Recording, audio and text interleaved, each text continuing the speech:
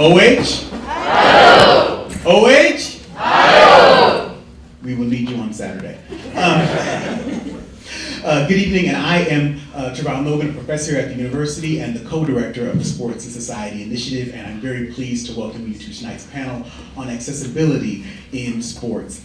Sports and Society Initiative has been around for a few years now, and we understand and we want to bring our research expertise as academics to a broader community to understand the relationship between sports and society. There really isn't any aspect of society that isn't influenced by sport, and also that sport does not itself influence. If you even think about our current event discussions today, sports influences society and politics, gender inequality issues, socioeconomic status, and today we'll talk about issues of inclusion and creating inclusive communities in sports, which of course have benefits for psychological, individual development, but also to community development and strength. And with that, I'd like to turn it over to my co-director, Nicole Kraft, who will introduce tonight's program.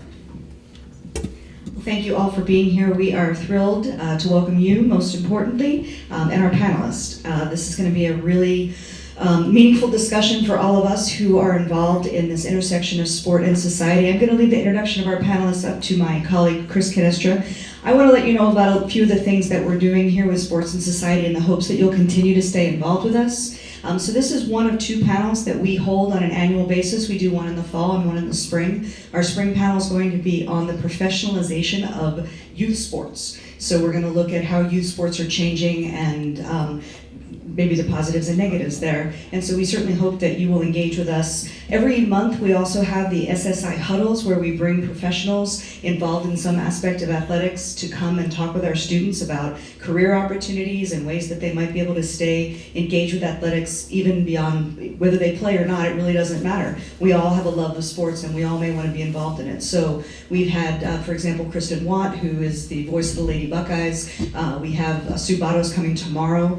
She is the community relations director for the San Diego Padres. Next month we'll have a sports writer from the Chicago Tribune, and then to end this year we're going to bring in from Pelotonia, we're going to bring Doug Ullman in. So we really want you to recognize, to be part of our efforts to recognize the significant role that sports plays in all of our lives. And whether you've been an athlete or not, the passion that we have for sport and the way that we've interacted with it as a society has really helped shape all of us. And that's what we would like to continue to explore with our research and our classes and the opportunities that we present here. So welcome, we're thrilled that you're here, and we hope this is the first of many opportunities we get to be together.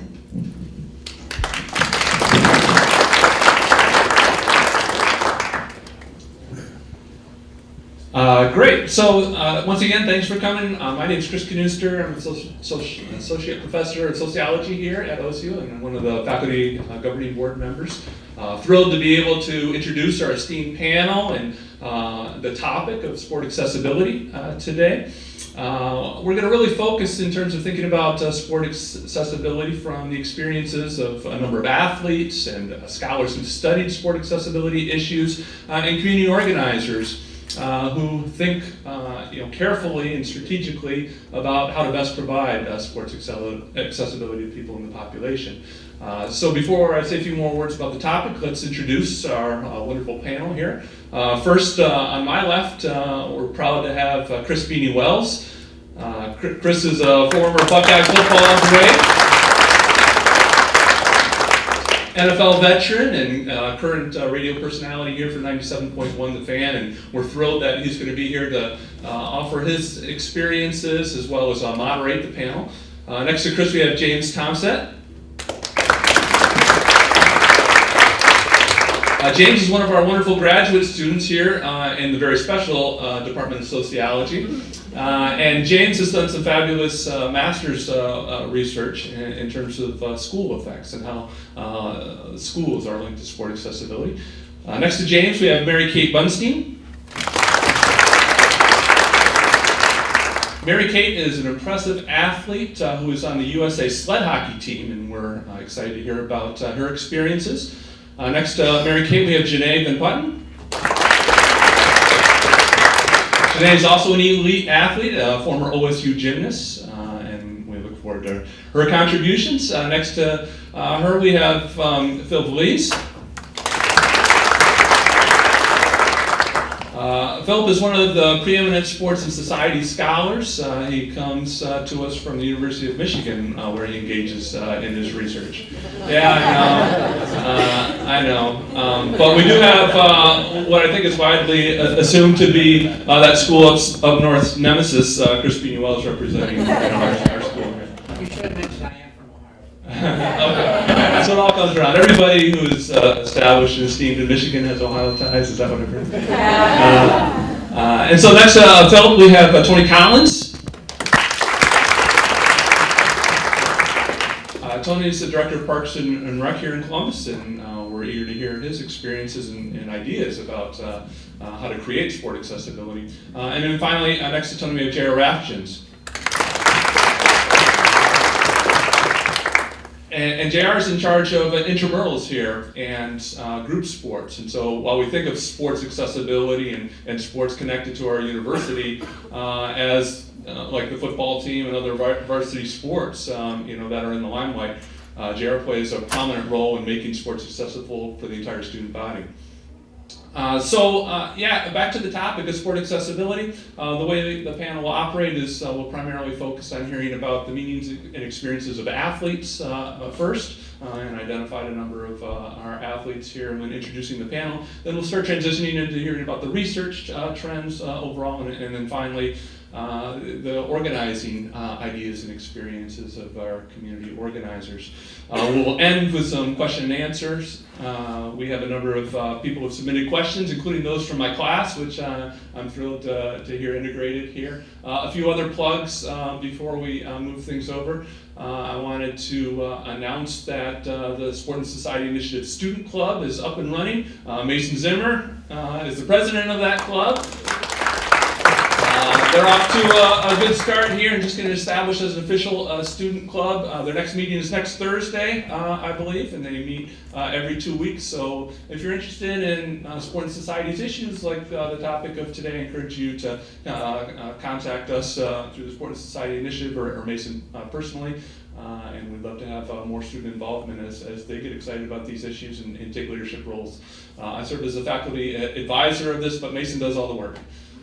And so I sit back and watch what they've accomplished. Also, I have announcements for those of you who are graduate students or even no graduate students. I'm teaching advances in sport and society course that will focus on new and important research and studying sport and society issues, and that will be offered in the spring for the first time. So if you have somebody you know who's interested in that, I encourage you to contact me and have them sign up for the class. And then finally, one more plug here. I want to express public thanks for the support of the College of Arts and Sciences and Sociology Department and the Center for Human Resource Research as they've been helping support a landmark National Sport and Society survey that I've been working on that very, very much dovetails with our topic of today, looking at how people are involved in sports in a variety of different ways, different dimensions and contexts, and how they're linked to other areas of their life. We'll transition here in the panel with a short video that was produced through ESPN, through the E60 series. What is notable about this video is not only does it provide a great foundation for hearing about and becoming aware of some of the value of sport accessibility and sports involvement experiences, certainly tied into our topic of today, but also a prominent producer essentially of this film. The person who came up with the idea, as I understand, is Mallory Kenny, who is an OSU alum. In fact, she took a class of mine when she's here, but most prominently, she's the daughter of Jim Trelevin, who's one of our board of advisors. And so this is an award-winning short video here. Yeah, clap. He did wonderful work, apparently. And she did too, as well. And so we'll show this in a second, and hopefully in the Q&A we'll get beyond just the basics of sports accessibility is good, and the basics of sport accessibility should be just and fair, to get at some nuances in terms of what sports should be offered and when should they be offered, and how can we offer sports more efficiently? What are the purpose of even offering sports, and how can we implement that goal effectively? And so we'll get to some of that at the Q&A. Other than that, I think we're getting ready here for the video, and then Beanie will take over from there.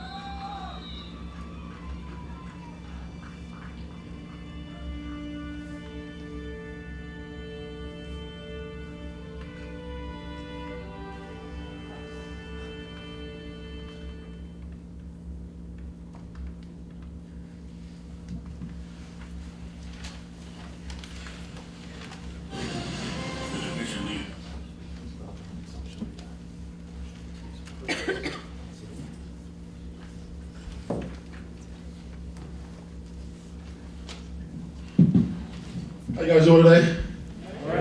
I know we already said it, but I can't start any discussion without saying OH. OH.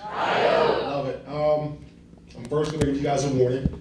I talk really fast. You will not hear the King's English all the time with me, so just be prepared. But nonetheless, I want to get this discussion going with all of you about accessibility in sports and what it means to you, what it means to me. First and foremost, what sports mean to me. Sports wasn't just a game to me, it was a tool, it was a mechanism. I use it as something to further my life, not just my athletic career. Football taught me so many great things, not football, sorry, sports taught me so many great things that I carry with me today. It taught me how to be disciplined. It taught me how to deal with adversity. It taught me how to grow up. And these are some of the reasons why I believe sports should be accessible to everyone out there, everyone that has any inkling that they want to participate in whatever sport that is. It needs to be readily available. I remember growing up in Akron, I'm one of 11 children. And I remember the first time I tried to go and play sports, I couldn't play because we couldn't afford it. We had too many siblings, my parents had too many kids, and I had too many siblings for them to pay $65 per kid to get into a sport. So we had to pick and choose which years certain kids were going to play. And that was one of the things that was difficult for me to kind of digest. Like, I can't go out there and play and do something that I ultimately love and I ultimately want to do because I can't afford it. So for me, initially, sports wasn't readily available. And accessibility, what's it mean to you guys? What it means to me is something that's readily available whenever you want to do it. And there is no barrier that you must get over in order to participate in it. Well, unfortunately for me, growing up in Akron, due to my home circumstances, it wasn't always there. And I know for a lot of different individuals across the country, it's not accessible for various different reasons. Be it you live in a low-income housing situation, they don't have a specific sport in your town because you're so small, but it's critical. It's critical to a lot of different individuals for a lot of different reasons. And for me, that number one reason is because you can use it as a tool to get so many other different places. And today, we're going to start here with a couple of these guys on what it means to them and some things that could be done to make sports readily available and accessible to a bunch of different demographics, not just people in low-income housing, but people that live in the most affluent areas, but they still can't do it because that price is set so high, and parents have other responsibilities, other bills. I'm going to start with some of the athletes here. Obviously, we got Mary Kay, we got Jaine, and we got my guy, James. James, I'm going to be brief and short, and I'm going to let these guys go on in a discussion because I can ramble all day long, and I'm sure you guys don't want to sit up here and hear me do it. I do it for a living, so I do it every day, I do it enough. But I want to hear from some of the other athletes and esteemed individuals that we have up here today about what sports accessibility means to them. And we're going to start here with James. Is that okay? Yeah, I guess I'll. Yeah. All right, cool. Do you want me to just get into what it means for me before the research about accessibility then? No, you can absolutely, you can start it off with what it means to you, then get into your research. But I want to hear it all. Okay, sounds good. I mean, sports did mean a lot to me. One story I often tell when I sort of explain to people why my research interest is about sports accessibility is because I was really fortunate and I was able to go to a high school where part of the curriculum was to have 3 sports. And I got to see, I grew up on the south side of Chicago, I saw a lot of my friends have to pick would have to pick what sport really early, wouldn't have the accessibility, wouldn't get to try different things. They were forced pretty quickly to make choices and just focus specifically on one sport. And then academics would take over and they wouldn't necessarily have a lot of time for it. And so I was really fortunate for myself to be able to have it built into the curriculum, and I think it really helped me grow as a person. To talk briefly a little bit about my research, I wanted to look at high school sports accessibility. We'll hear a little bit about individual participation and what makes people really want to play, and have other folks talk about what it means to them. But at the structural level, like what are we doing, what's going on here that might limit people's access to sport or may help them be able to participate, something that I was really fortunate to be able to do. So what I did was I used the Education Longitudinal Survey, which for my analysis had 647 schools to be able to look at the number of sports that were available at these schools. So some of the things that I was expecting to find, there was obviously going to be some sort of variation. But we do know from sociological literature, from the literature, there have been research to show that schools that are serving majority poor populations and majority black populations are going to have fewer resources. There's problems with resource deprivation, whether that's going to be physical in terms of trying to keep up with technology, or whether it's curricular in terms of having fewer AP classes. And my expectations going in was this was going to be similar for sports. There's going to be fewer sports available for these schools. And it turns out that is the case. If you think about sort of like 3 levels of income, sort of socioeconomic status for each schools, the lowest tier will have 2 fewer sports than the tier above them, and that tier has 2 fewer sports than the tier above them as well. So there's definitely variation depending on what type of economic background you were able to grow up with, or perhaps in your school system, in your school district, definitely will limit your access to sports or give you a little bit more. Moving on, okay, so if sports are not available in all of these situations, how does that maybe affect individual participation? And what I was able to find is that students who are probably about, in the data set, there's about 54% of the people who actually participated in sports. And then the advantage to this data set is that you can look at both individual and the school level to see how that affects it. So when we look at individual participation, the way that the school composition affects them is what we would expect, right? So schools, you're much less likely to be able to participate in a sport as an individual if you go to a school that is majority black or majority poor. However, once we account for the number of sports at the schools, we see that effect mediated, okay? So when there are more sports available, these individuals, even at these schools that we believe are resource deprived and don't have as much participation, this will help them be able to participate at higher rates. And then looking at individual factors, students who are of lower socioeconomic status are less likely to play sports, and they have fewer sports available for them. We should be encouraging these individuals to be able to try to get out there and play and help develop themselves and do whatever they'd like to do. And in terms of black students, they're actually more likely than their white peers to play sports, despite the structural disadvantages that they have. So if we're able to open this up for everybody, they'd be able to participate at higher rates, take advantage, and get to grow from sports. Yep. Now I want to get to Mary Kate. Obviously, we know obviously your disability, and we just watched a video that showed how people were able to make the sport accessible of football to somebody with a hindrance. And I really want to know from you, and obviously I'll let you get into what it is that sports accessibility means to you and your research. What do you think can be done at this point in time to kind of make what we saw in that video kind of a universal thing? Yeah, so for me, accessibility was the most important thing right off the bat. Obviously with anyone, whether it's a handicap athlete or an able-bodied athlete, you need to find places that can correctly advertise and get out there the word about whatever sport it is. And for me, the way I actually got started playing sled hockey, I saw a Blue Jackets game on TV after I had met one of the players, and I saw during one of the intermissions they had sled hockey teams playing out there, and I just immediately had a connection to it. I wanted to do it right away, so I told my dad and mom, I was like, I want to go try that. And so we went out to a practice a couple weeks later, and my first words coming off the ice were, "Can we come back tomorrow?" and I wasn't kidding. And I ended up playing for 8 years, and this year I'm taking a break for senior year.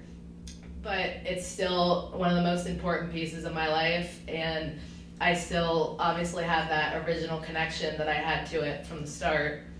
And not only that, but it's also provided me with a bunch of key relationships that I didn't have before. Like I said, the Blue Jackets, I am friends with multiple guys on their team now that I never would have met if I didn't play sled hockey or if I didn't watch hockey. And also I'm friends with a lot of players from Waterson's hockey team, which is where I go to high school.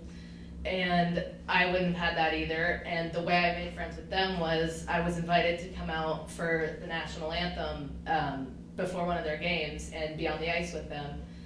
And that to me was so important because I still talk to some of the guys from the team that have graduated, and I still, have a better relationship with guys in my grade that are on the hockey team.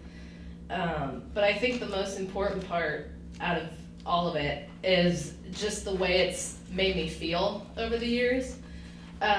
Obviously, it gives you, any sport will give you that sense of belonging that I think everybody wants. And I think it's 10 times more important for someone with a handicap because off the ice or field or whatever, you're not really going to get that sense of belonging because you're different.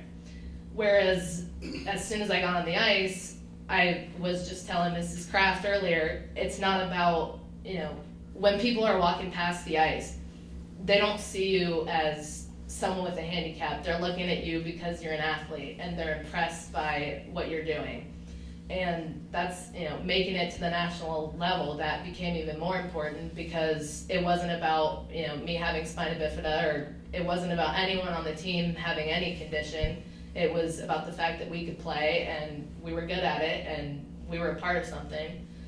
And also just all those girls that I was on the team with, I'm still very good friends with today, and I would have never met any of them if I didn't have hockey.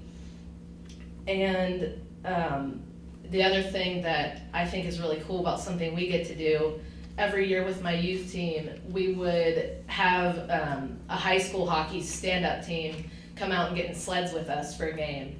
And it was kind of interesting to see that all unfold because at first they're looking at the other end of the ice at us and they're thinking, well, sure, they're hockey players, but they're handicap hockey players. They can't be that good.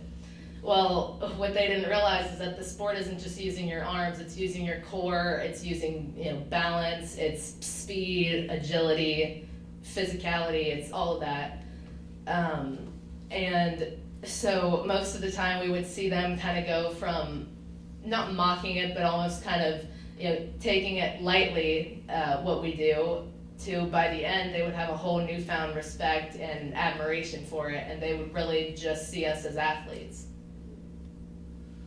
We can pass this down to Renee here and get her thoughts. That's awesome, by the way. I'm just sitting here like, yes, retweet everything you said. But my greatest form of accessibility through the Ohio State University was my freshman year. I had Behçet's disease in my eyes, and it's a pretty rare disease. It usually comes out when you're in later in life, so it was weird that it came out so early in my life. And it affects your central vision, so it affects your macula, which is part of your retina, and it causes fluid to enter your central vision. So you get like blurry floaters, and like it makes it very hard for you to see through your central vision. Your peripheral vision is okay, but you can't see your central vision. So some challenges I faced was reading, writing. I'm a gymnast, so flipping was a really big thing. Vault has always been my favorite event, best event, all throughout my career. And I originally noticed that something was wrong because I was sitting at the end of the runway and I couldn't see my teammate who was like, had just flipped and like landed on the mats, and I couldn't even see her. I'm just like, are they there? Like, can I go? Like, I was like, something's definitely up. And my mom told me like to a retina specialist and everything, like thinking it's maybe like I need like glasses, but it turns out that I have an eye disease and glasses can't fix it. So the greatest form of accessibility was like through the support of the coaching staff and just SASO as a whole. It was ample support. I had trips to and from the ophthalmologist. I had monthly injections. I went there in the beginning when it was first getting really bad. I went to the ophthalmologist every 2 weeks or so, but I got monthly injections in my eyes. The injections didn't stop the bleeding and the fluid from entering my central vision, but it prevented more from coming. So it didn't stop what damage was already done, but it prevented it from getting worse.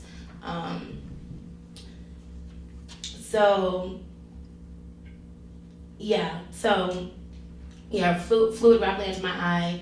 I had trouble in school. Some challenges I faced were reading, writing. If I wasn't in a lit area, it wasn't very bright. I couldn't see the board. I couldn't see the things on my paper, like writing and like even tests. I had to circle the bubbles and everything, but I couldn't actually fill out the Scantron, which was different. So Sasso literally hooked me up. They had sent out letters to like all my professors. I had like a front seat ready in all of my classes, so I was able to see the board. Trips to and from the ophthalmologist. I had just so much support. My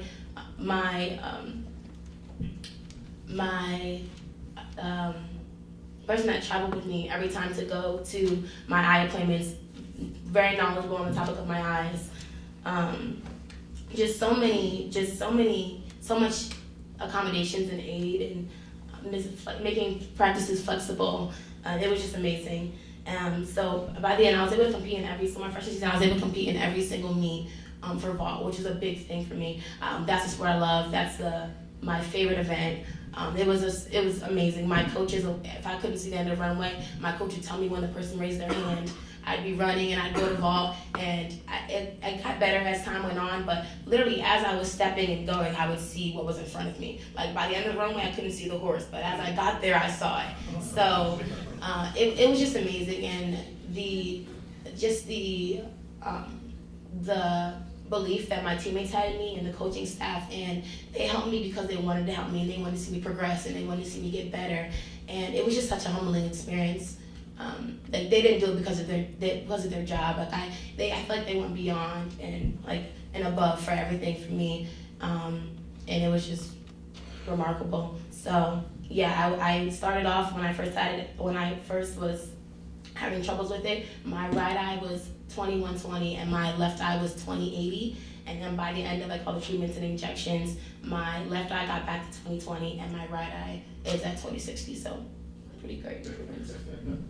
No, that's great, and I love hearing from obviously the athletes. And what I took from it was the number one thing that sports really meant to this group here was one, acceptance and support, and that's something that sports in general it teaches you. It teaches you how to be accepted. It allows you to be accepted, and you see the support groups that you have from your team, the coaches, and everybody around you. That's another reason why it should be accessible to just about everybody out there. And now I want to hear from our esteemed panel here. We want to start off with Dr. Phil, the Dr. Phil.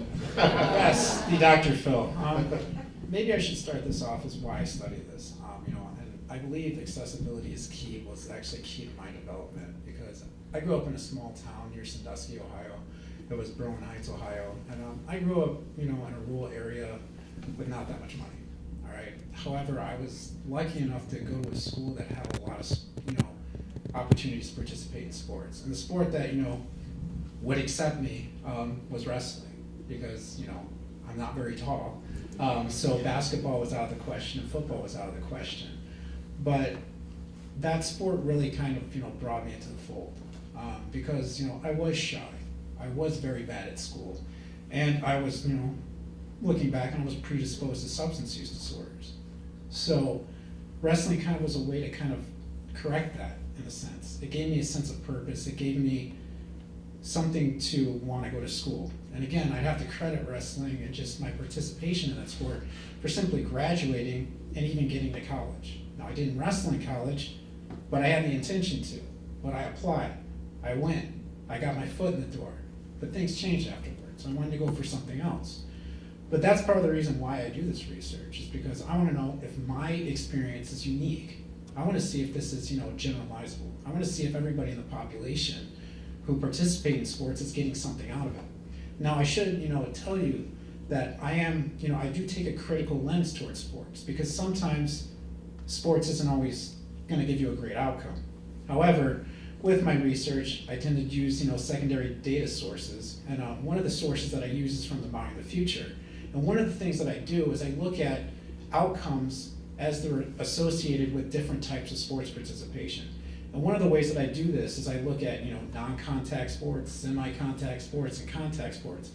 And what you find is that overall, sports participation is great. You have better academic outcomes, you have better mental health outcomes, you have lower substance use outcomes, except for alcohol.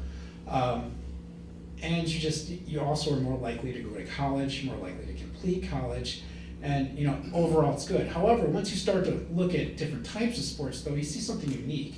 You see that those that are non-contact tend to have the best outcomes. However, those that are contact sometimes have a little bit of problems, because sometimes I do find that those participating in contact sports, I mean wrestling, football, lacrosse, and ice hockey, we do see higher substance use. Some of the research that I've looked at is that opioid misuse is higher among athletes who participate in high contact sports. Binge drinking is higher. High intensity drinking, which is 10 plus alcoholic drinks, is higher with high contact sports. So the other thing is that concussion rates are much higher among those who participate in high contact sports. So again, there's a good and bad. However though, if you lump it all together, because we have to understand that not all athletes participate in one sport. They participate in multiple sports. And again, that's kind of, the majority of athletes, is that they're not just doing one, they're doing multiple. And again, overall, you're seeing these positive health outcomes. And again, it is helping these adolescents develop. Now, with respect to access, there has been some, narrative going around the media lately saying that access to sports is decreasing. However, with the data that I look at, sports are still more popular than ever. You're talking between 50 and 70% of children and adolescents participate in sports. So again, this is a modal life course experience. Adolescents and children are going into this institution, so it is important, and we have to understand it, and sometimes we have to look at it critically. The other thing is that, I'm going to kind of go into this idea, like our sports being provided equitably, across different communities.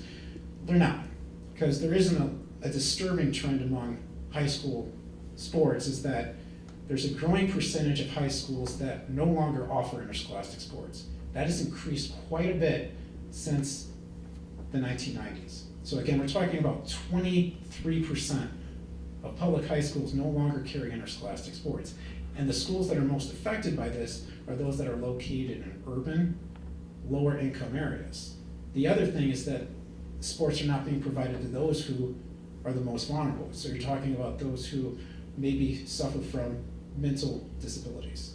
And again, sports is going to have the greatest effect on that most vulnerable population. So those sports should be in those institutions. And again, there needs to be more kind of awareness of this, is that those resources need to be in those schools with the most vulnerable population, because they're going to get the most benefit from it. So if there's a kid going to a very wealthy school who participates in sports, that's just icing on the cake. But if there's a kid who's in a community that's low resource, this could be everything for them. This could be their way to kind of, have a sense of purpose, have better mental health outcomes, do better in school. This could be their way that's getting them in the door, because that's one of the most important things, is simply getting in the door and feeling good about yourself when you go into an academic setting. That's how you're going to have success.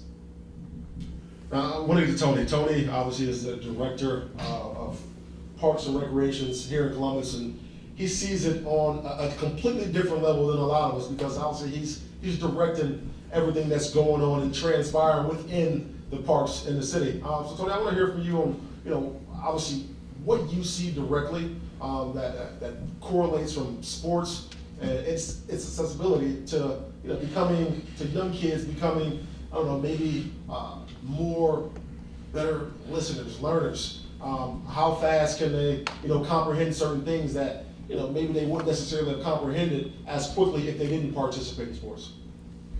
Great, thanks. Hello, everybody, and thanks for having me here today. This is a passion of mine. I've been in the youth sports profession for 25 years now. And it's interesting, as I listen to folks speak, I don't have a high school sports story. I didn't play high school sports. I can't say that my life has been impacted by that. But I think that most of us in the room, and specifically this group here, can trace back a time when we got connected with a mentor, or got connected with a coach or an adult that brought us in and gave us that extra time, and that helped us grow as individuals in one way, form, or another. And that's the origin of my getting connected to youth sports, my understanding how youth sports can be that mechanism. Now in recreation and parks, we have 3 pillars in our profession that we focus on. Conservation, which a lot of people think about. Health and wellness, which is pretty common. And then one that people don't think that much about in recreation and parks, but is social equity. And making sure that we're looking at our profession from an equitable access standpoint. We say often in our offices, it's our job to make sure there's equal access to a park and equal access to an opportunity for recreation, no matter what side of the city you live in, no matter what neighborhood you're in. So our focus is on that equitable access, and really what it's come to be is inclusion, and making sure we're being the most inclusive we possibly can, and how do we plan our operation from an inclusive, to be as inclusive as possible. Our profession's laser focused on it. Columbus, and I have to say this, I have to take a quick intermission. We're Columbus Recreation and Parks. So if anybody knows the infamous Mel Dodge from back in 1974 when our department was started, it was started as people first. And so the recreation, he would come down from heaven and strike me down if he heard me say Parks and Recreation. So I have to say that Columbus Recreation and Parks is laser focused on inclusion. And we look at a lot of different areas when it comes to inclusion. We look at, first off, from A to 80, from womb to tomb. Are we being inclusive of everyone in our neighborhood? The womb to tomb always gets somebody to laugh, right? Are we being inclusive of all of our community, all of our residents? Are we looking at diverse abilities and making sure that our programs are open to everyone with different abilities? We're looking at our new American population. We're looking, Columbus alone has the second largest Somali community in the country. We have over 30,000 Nepalese Americans living in the northeast side of Columbus. And how open is our programming? How inclusive are we to folks who English isn't their first language, right? How are we, from a standpoint, are we inclusive to different economic barrier or economic backgrounds and economic neighborhoods, different neighborhoods in the community?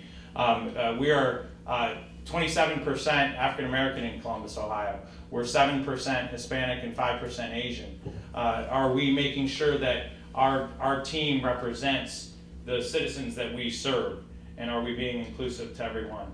But to do that, we focus a lot on barriers, and we know that across the entire agency, we have barriers in place, and across the profession. It starts with how we plan our facilities. Are we accessible for different abilities?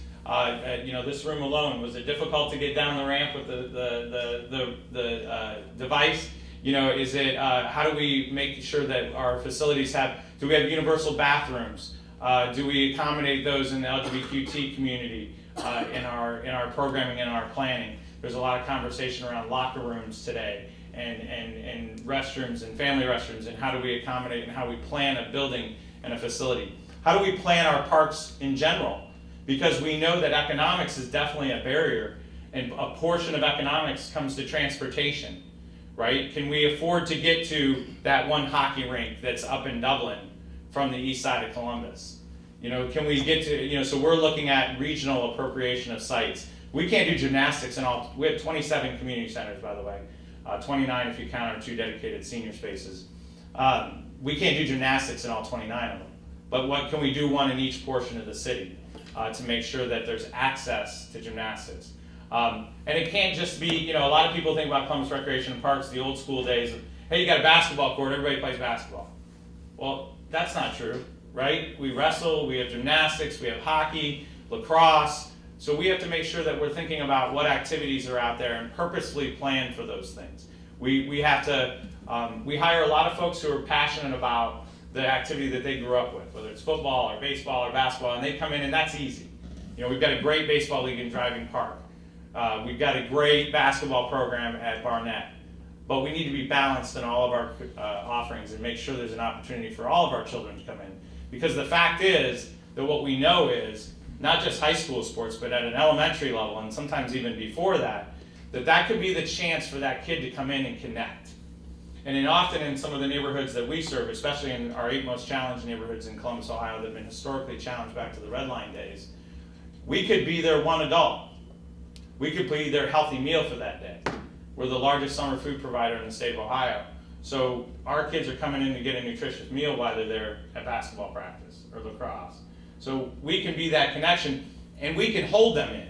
If we can keep them there and keep them excited and connect them to something they love, and of course we're talking about sports today, but we're equally as passionate about arts, we're equally passionate about other opportunities for learning, but if we can hold them in there, then we could change that cycle. We could impact them for the rest of their lives.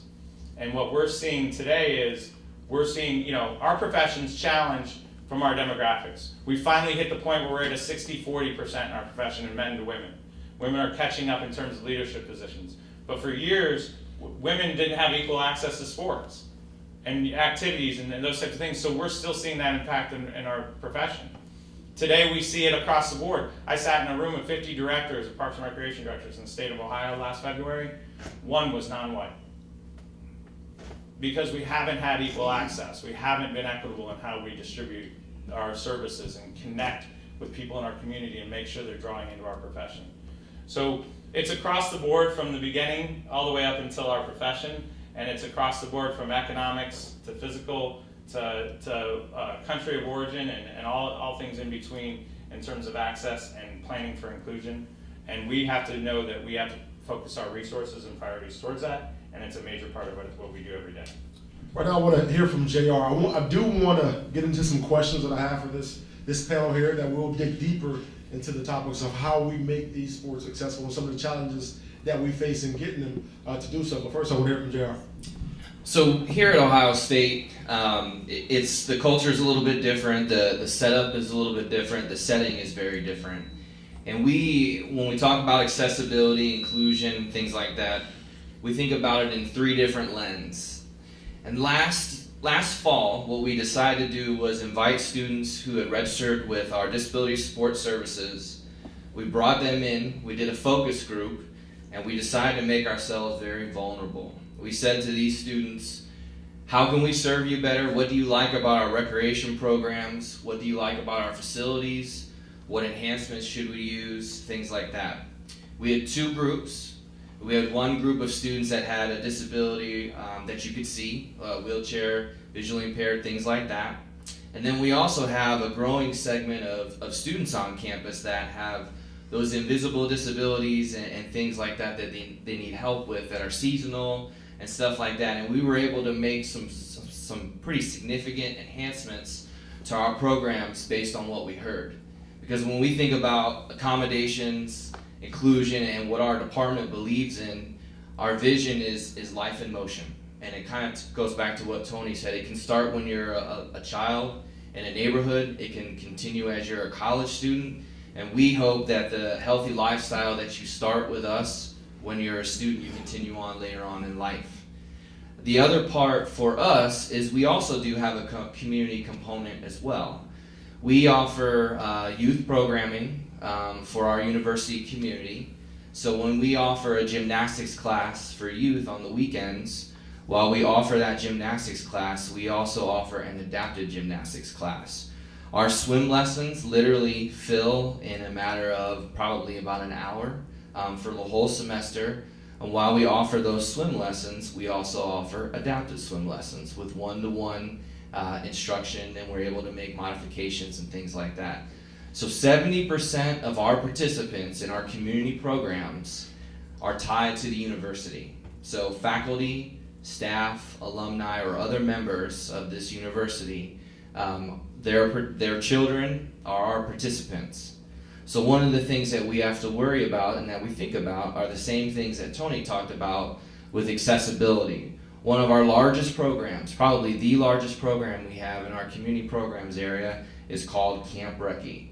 It's 10 weeks, it's summer camp, 250 kids a week. Lot of noise, you can normally hear them before you see them. And right as we got ready to start camp, it was the Friday before the first Monday of camp, we got a call from a parent who said, I have a son or daughter, gave us their age, they're supposed to be here on Monday. They were born one gender, but now they want to be referred to as the opposite gender. Totally fine, no problem, happy to accommodate it, but it starts to change our focus and our lens that at any time, these types of things can come up and we have to make accommodations. And we want that person to feel just as special as every other camper that comes through, and we're able to make an accommodation and they're able to have a similar type of experience. The last thing that we do in our department, and it's difficult to describe, but the best way to describe it is we want to have something for everybody. And what I mean by that is that if you're a really good basketball player and you played in high school and you want to play at a high level and come play intramurals with us, we would love to have you. And that's great. And I could put NBA officials out there, and I'm here to tell you we would still get complaints about the officials that we have, okay? We would. But one of the things that I really enjoy is I really like to go and watch the B bracket or some of the teams that aren't very good, and I'm not kidding. When I tell you they're not very good, like they are not very good, okay?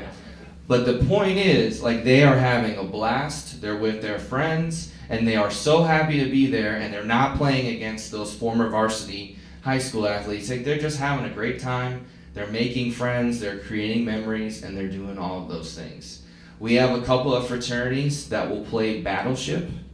A Battleship is a newer event. It's just like it sounds. So you're in a canoe, you have buckets, you try to sink other people. There are fraternities that will stand up and salute like a pirate as the ship goes down. They're just as important to us as a group that we work with that have high-risk students, that are high risk to fail academically based on socioeconomic status and things like that. They're just as important to us as those folks are. So we try to have something for everybody, whether it's over our 100 group exercise classes a week for beginners, advanced, really good soccer players, really bad basketball players. It doesn't matter, but they're all things that we take into consideration. And no matter what it is that a student likes to do, we want them to find a spot with direct sports here on campus. So now I want to get into some more of the direct questions about how we can, fix the issue with accessibility in sports. Now, obviously, you guys have all given your answers on what it means to you and some of the research you guys have done. And any one of you guys can answer this question. What do you think the number one thing that we can do to kind of change how sports becomes accessible, not just to one demographic, but to everybody? Any one of you guys. So my staff will tell you the worst thing to do is to give me a microphone. I'm not going to put it down. I think the biggest thing is accept that, I think we're hearing a lot about inclusion right now. And accept the inclusion movement and start to understand the biases that we have and then use that to understand the barriers that are in place. I think it's, we were talking at dinner earlier about youth sports in the suburbs, and it's great, that kids have an opportunity and what has come out of it. I use the story in a lot of my business is that my son plays 8th grade football. We live in Dublin, Ohio, so he gets to, during the summer he got to do 3 7-on-7s. He had workouts all summer long. He had, got to go to, the season starts. He's got 2 uniforms. He's got matte green helmets. Cool as heck. What a phenomenal experience. 3 coaches. Everything's great. My assistant that sits outside of my door 10 feet away from me, they don't have 8th grade football. Period. So my kid who uses that as his motivator for academics, for school participation, for everything else, her kid didn't get that. And we've got to start accepting that now and figuring out what the tools are to make it happen and make it possible. We all get the value of sports. We get it, and people understand it. But until we can get out there and share that story and accept that there's barriers, the gap is going to continue to grow. So how do you suggest that we go about getting over that barrier? And so we can kind of closing the gap that certain kids have just because of that demographic or where he is per se. So one of the things that we do specifically for our community programs is we have scholarships set up specifically for low income, lower socioeconomic status, for campers or for participants to come in and use our programs. Certainly not everybody can afford to pay the prices of coming to Ohio State, participating in our programs. And I think one of the things that I like the most about working at Ohio State is they say community, but they also embrace community. And we are charged, basically, with making sure that our programs have the ability to supplement, whether it be a scholarship or alternative methods of payment for all of our campers. And if you were to look at the surrounding area of the university, we don't have a ton of community participants. We just don't. And one of the things that we're tasked with that funding model is to go out and recruit a little bit and have some other and additional folks come and participate.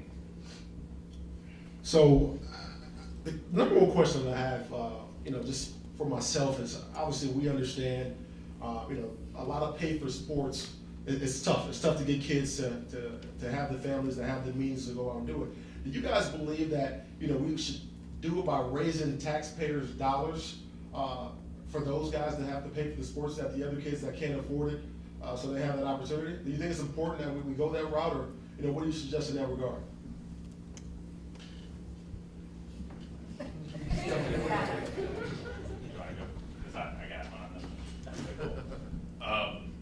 Yes, I think raising some taxes a little bit to be able to help provide for more students is definitely a positive. But we can also make sure that the tax dollars that we are using are distributed more towards the general population, making sure that there are a lot of situations where there's a lot of money concentrated due to levies that people are able to pass to get more sports available in their specific district, rather than trying to have a community of Columbus to make sure that everybody in our city are able to participate at higher levels. I think, so we have something that we talk about a lot in Columbus called the Columbus Way. Has anybody heard that yet? So we talk a lot about collaboration. And I have heard over and over again how, I'm in the collaborative world in terms of recreation parks. We're at the bottom of the food chain all the time when it comes to tax dollars, by the way. We can continue, so I agree that we need to think about our investing in funding, and I'm never going to turn away funding, I guarantee you that. But the challenge is public safety is 75% of any budget that you're going to see, at least. And we're all psyched about body cameras and know how important they are, but they're a lot of money. $11 million gone, that won't come to recreation and parks this year. So I think thinking just about taxes isn't going to solve it. I think within the taxes we have to make sure we're more equitable. Today, I will tell you that if you live in this city, you know that Whetstone, Park of Roses, the Whetstone Park, is much different than Linden Park, right? That's on us. That's our fault. We weren't thinking about equity and inclusion when we let that happen. We're thinking about it now. We're going to put $15 million in the Linden Park and fix it. And we're going to make it one of the best parks in the city. So part of it's using our tax dollars the way they can. But the other piece is this Columbus Way, this collaboration.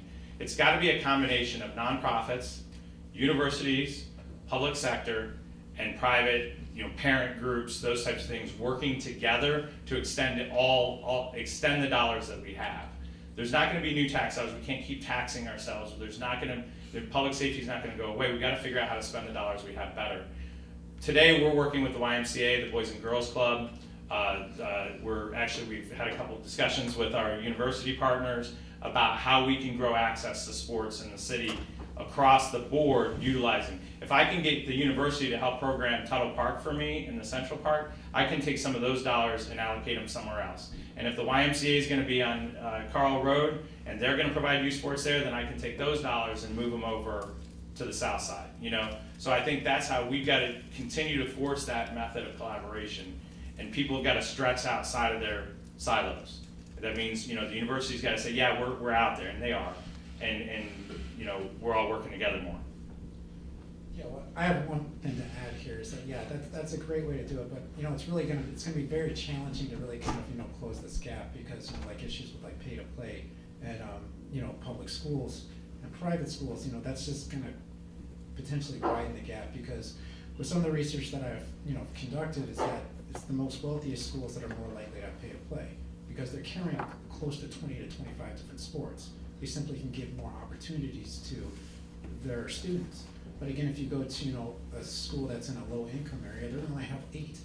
And again, how can you actually bring in that money into these communities and try to even the playing field with these other schools in wealthy areas? Because I do research over in Ann Arbor and Detroit, and you find like I'll go into maybe Ferndale. It's a school close to Detroit. They only have 8 sports. And again, they're having a hard time even trying to get a cheerleading team. And there's a lot of girls who want to be on that team, but they can't get the money. But then if you go into Ann Arbor, and again, the high school there's Pioneer, they have 30 sports. But their parents are paying a lot of money for them to have it because they can afford it. And again, they're just getting more opportunities. And again, it's difficult because this gap is just going to increase and increase and increase. And even on top of that, is that more kids and adolescents are going into private organizations. They're just skipping interscholastic sport, period. And again, that's for the more wealthy. So again, there's a changing dynamic, and it's going to be very difficult to really address this, but we have to know the landscape before we can start planning. Like the answer, I'm with you guys in that regard, but I'd much rather have more kids having access to sports than having the new I-71 every year, because the potholes always come back. This question that I have is from one of the students, from Luke, and I think it's more geared towards what you were talking about, Phil, a little bit earlier in your explanation. Do you think there should be a much larger emphasis on kids playing clear sports with more long-term benefit, i.e. Swimming over football, so to speak? No, I wouldn't say that. Really, it's the sport that the kid wants to participate in. You know, but we do have to understand that some sports are riskier than others. And again, some kids are going to choose, you know, high contact sports because that's what they want to do. And you don't want to push those kids out of it because those are the sports that they want to play. But we should be aware of the risks. We should be aware of, you know, some of the problems associated with those sports, and we should fix them. And coaches should be aware of that.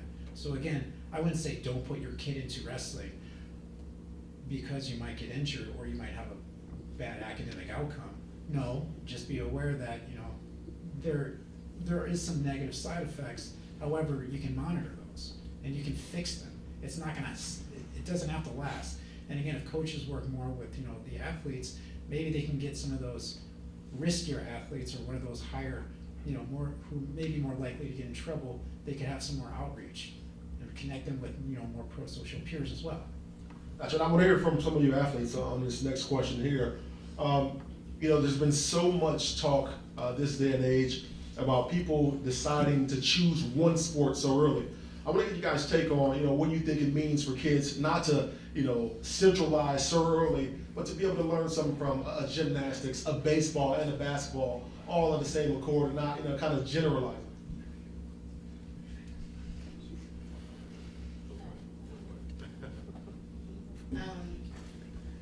So when I was growing up, I've done sports from swimming to literally roller skating. Like, my mom had me in every possible sport I can possibly be in, and I think it's so important to venture out and really explore all the diverse like experiences that come with sports, and each sport comes with its own unique experience and I guess attributes that come from the sport that you can learn from it. So I am a strong, firm believer that you should try out multiple sports and not stick to that one. I think it's versatility within sport, and that's the beauty of it. So I very wholeheartedly think you should. Yeah. Absolutely, I would agree with you. You get to meet different types of people depending on what type of sport you're playing. You get to learn different strategies. You grow in different ways depending on what type of sport you're playing. And then for me personally, like, I was really glad that I got to play 3 sports in high school because I wasn't 6'7" when I was going into coming out of 8th grade, right? I was actually a baseball player, but then I ended up playing college basketball because I had that ability. And so being able to play a bunch of different sports, not only, you know, to see what you're best at, but to get to meet different people and get those experiences, I think are really important. Another one of the questions that we have from one of the students out there, this is from Michelle. Do you guys think that there is an issue in parent involvement with certain sports? And that's one of the hindrances that we're having right now. We're getting kids involved in these sports because they don't have the parents that are getting them there, or the parents that really just don't care because they have other things going on.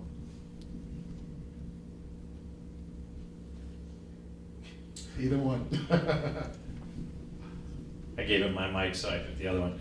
I think that's, you know, so I was at a public meeting in Westland, the Westland community on the west side of Columbus. If you're familiar, it's a economically challenged area of the city, and Westland High School's over there, which is a Southwestern City Schools, and the parents came in and were frustrated with the city that we weren't doing enough youth sports out there.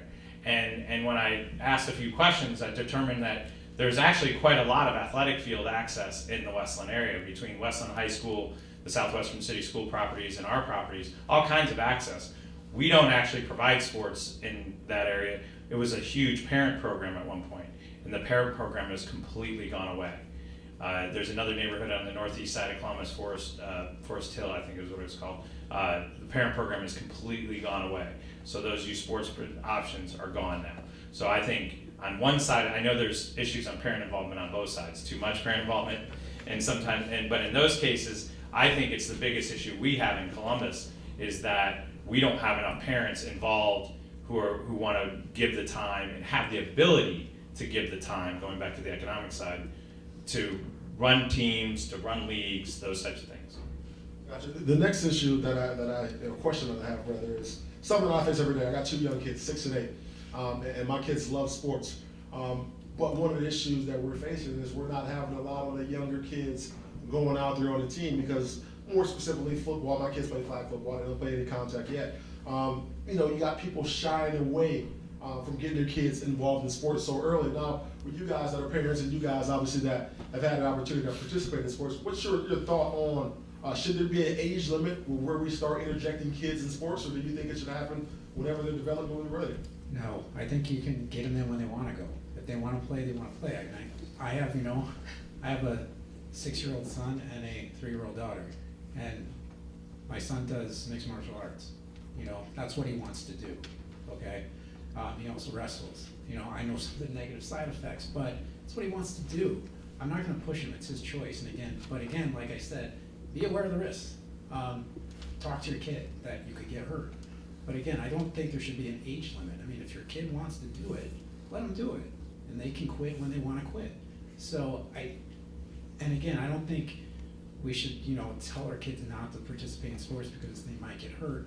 But we have to tell them that there are risks and that you have to understand that, you could get a head injury, and it happens. I would say that everything comes with sacrifice. So starting sports so young, you obviously have to be disciplined and you have to miss out on some opportunities, but also from that you excel structurally functioning, just like for example gymnastics. You cannot start that when you are 8, 9 years old. I mean, you physically can, but you're better if you start when you're younger. Like I started when I was 3, so just getting that early access to doing the things you love and just getting into things and seeing how your body is in space, and I think that's an integral part of growing and developing. So I think it's important to get children going early. I would echo that it's a balance.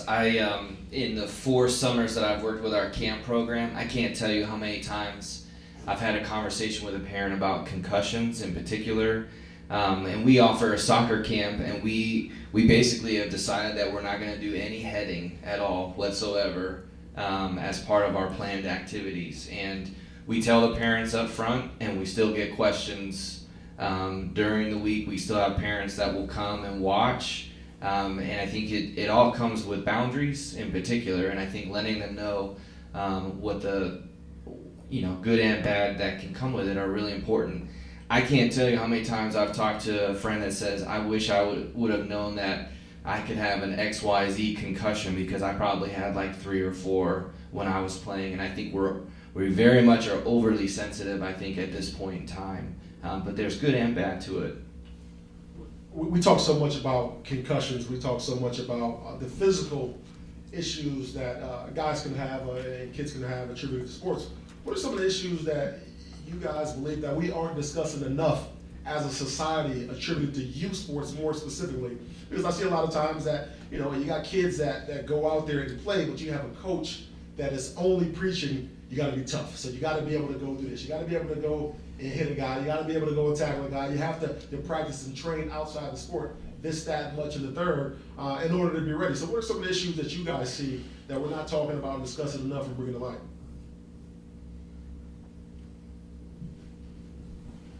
Just one thing, trying to push through injuries and whether you have to sort of toughen something out, especially at the young levels. If somebody's hurt, if a kid is hurting, don't let them play. And matter also for mental health issues of people, trying to power through things and not asking for help, because especially among men in sports, that's not masculine enough. You have to tough it out and go through it, and we need to realize that we can step back and we can have real physical harm, mental harm, if we're not aware of some of the risks and understanding sort of what we're developing. I would argue that and what I was excited about coming here today is the equitable access. I don't think we're talking enough about the lack of access across, but the suburban community of Columbus, Ohio has no idea how little access kids have inside of 270. The COBA Basketball League, which is the middle tier basketball league in Central Ohio, all suburban teams. Gymnastics. I mean, go down the sport and look at how many kids from inside of 270 participate versus outside of 270. It's astronomically different. And I think we're not talking about that enough, and I'm not sure why. But if we don't talk about it, we're not going to change it. It's going to continue to be the same. You're going to see exactly. I completely agree. The disparity is going to get larger and larger. And although we know it could be your only access out, it could be the reason why you stay in for school, it could be any of those things. But we're still okay with the fact that this kid over here can do it because he can afford the $3,000 to play.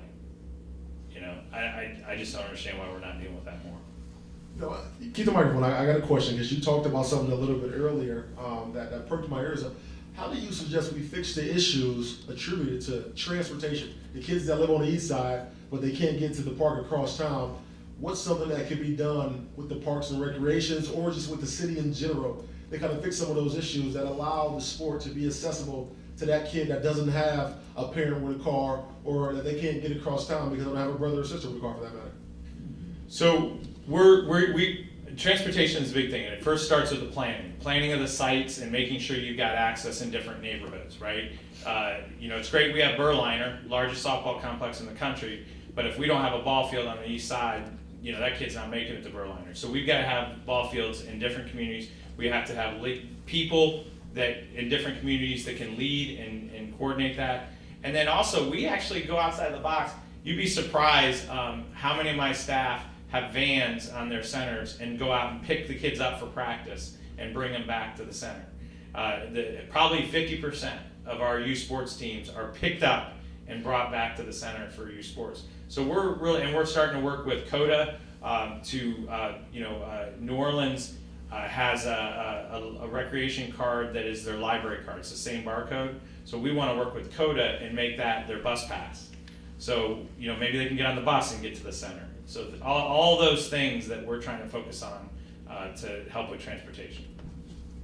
Gotcha. So another huge question, and we talked about it a little bit earlier at dinner.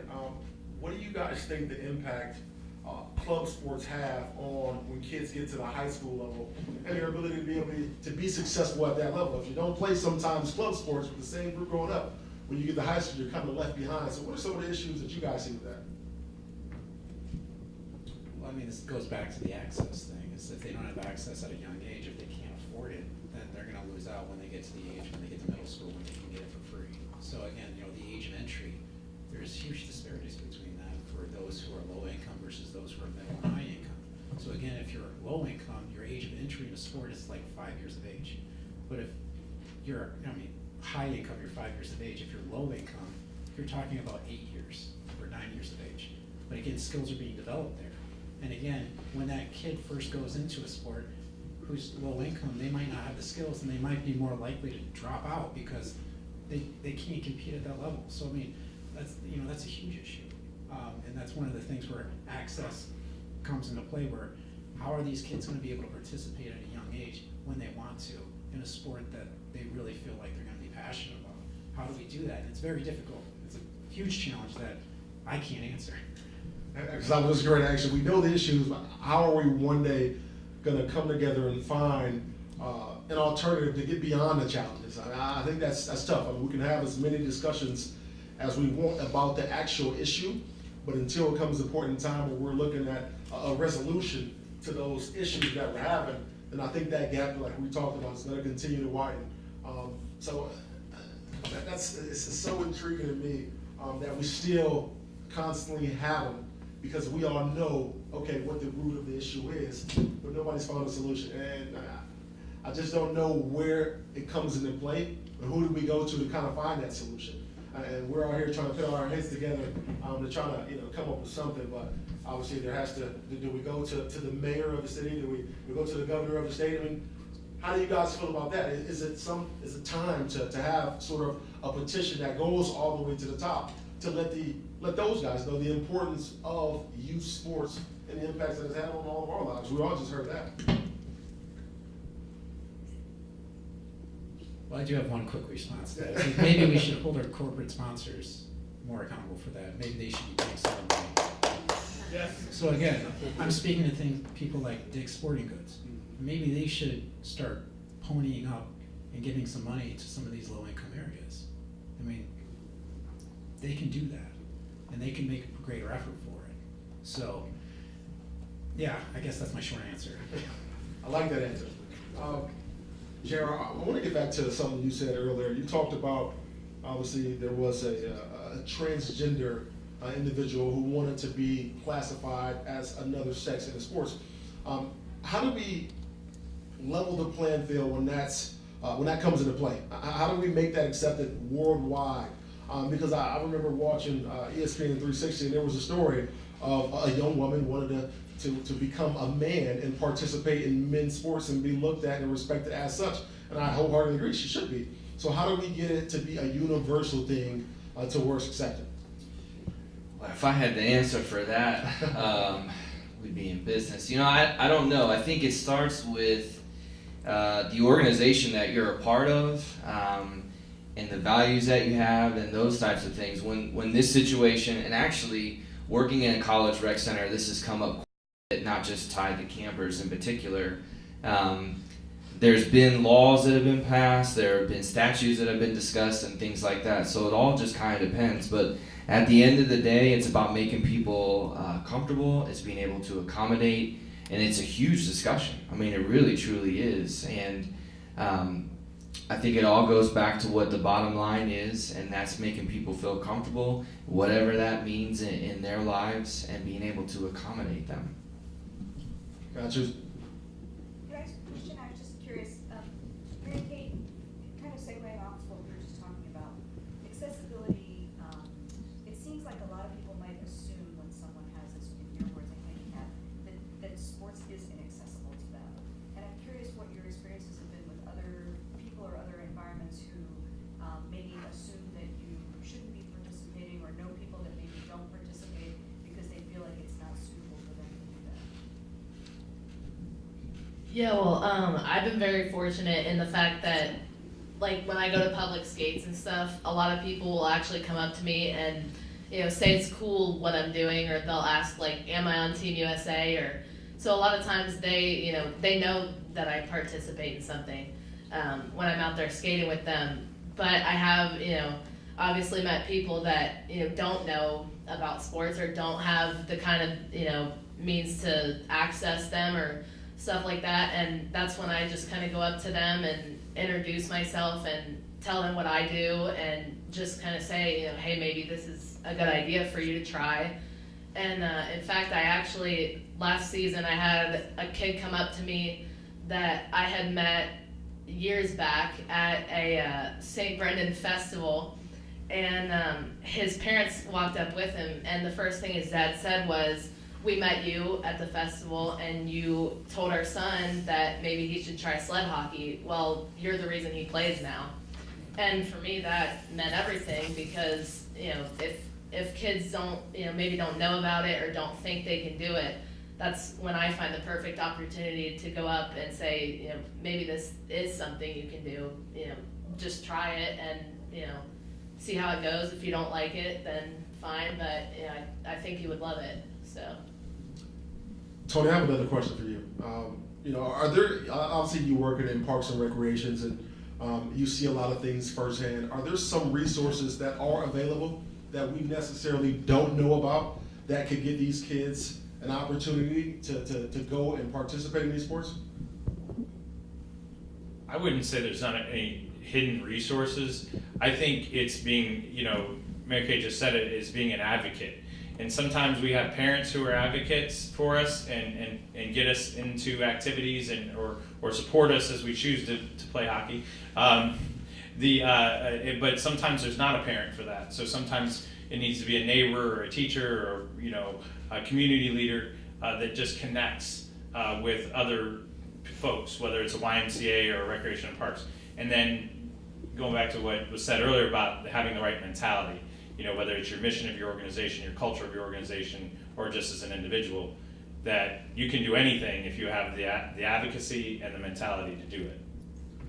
Gotcha. Now, we're probably getting ready to come to a close here. I know we're getting short on time, but I want to go around, and I'm putting a little bit of pressure on you guys right now.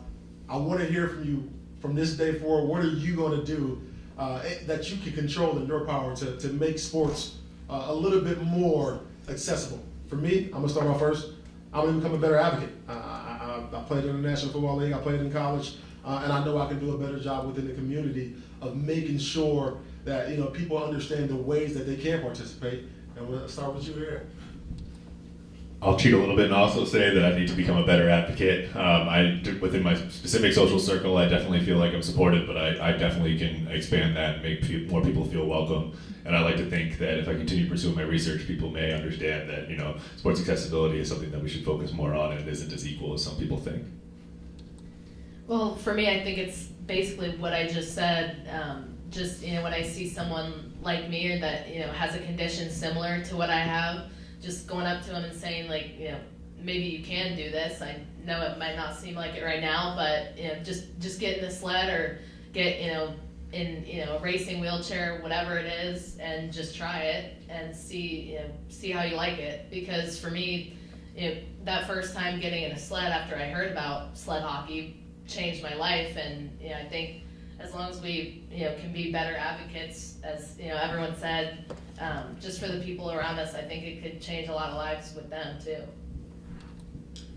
For me, I would say urging people to be more mindful, just being aware that the barriers are in place and there's also resources in place. So there's both ends of the spectrum, and when you're aware about something, you're knowledgeable about it, then you can move forward. So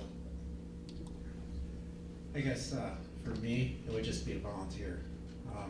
Go somewhere, go to a community you're not familiar with, volunteer, see if you can get your foot in the door, help out in any way possible. Just maybe set out 2 hours a week. Just put yourself out there. It's probably the best thing I would do. So I have the greatest job in the entire world. I tell the mayor that all the time. My job is so much better than his. And the reality is that every day I get to wake up and think about how I can use the resources that I have at my hands to make a difference. And I have some of the most abundant resources that anybody in any youth sports role can have. And whether it's our staff and our team, our volunteers, the dollars we have, the capital dollars we have to put facilities in places. And so we're going to put those resources behind an inclusion plan. And our inclusion plan is going to look at how we program, how we staff, how we train, how we plan out our parks and all those types of things. And we're going to hold ourselves accountable. We're going to measure it every year. We're going to report out to the citizens of Columbus how we're doing and how we're progressing. And then part of that will be to connect all of you advocates to what I do so that I can get you to help us grow what we're doing. And I think for me, I think what we will continue to do is be vulnerable and ask people what they want from us, what they like, what they don't like, and then challenge the folks that I work with as well to do the same thing. I greatly appreciate all of you guys being here, and I asked a question because obviously, sports has had a huge impact on all of our lives and our development. And it's very critical that we get the word out that there are barriers in place that don't allow certain people to be involved. I encourage you guys to be those advocates and to continue learning and finding and helping find a solution for us all. So greatly appreciate it. Go Bucks.